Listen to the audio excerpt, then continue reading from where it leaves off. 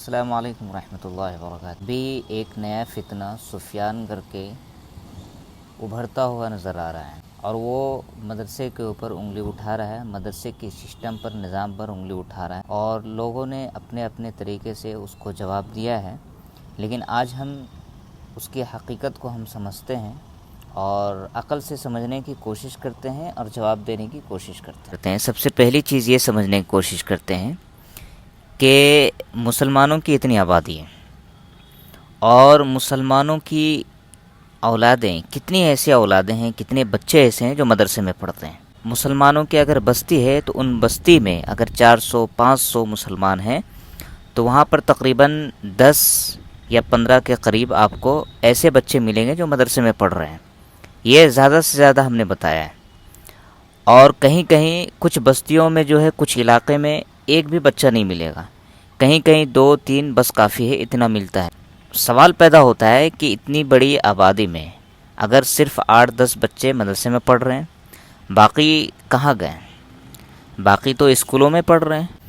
وہ P H D کر کے کسی فیلڈ میں کیوں نہیں ہے، کسی میدان میں کیوں نہیں ہے؟ آپ کو وہ بچے بے روزگار نظر آئیں گے، بزنس کرتے ہوئے نظر آئیں گے۔ اللہ ماشاء اللہ کچھ مسلمان کے بچے ایسے ہوتے ہیں جو ہر فیلڈ میں آپ کو نظر آئیں گے کسی نہ کسی درجے میں۔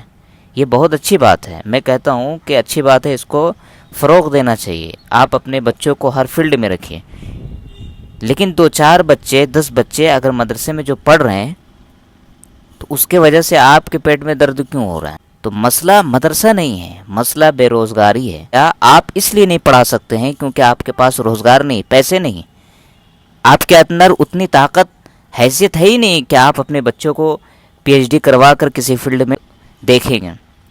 میں خود اس سفیان سے کہنا چاہتا ہوں، تم بھی تو مدرسے میں نہیں پڑھ رہے ہو، کس فیلڈ میں کام کر رہے ہو تم؟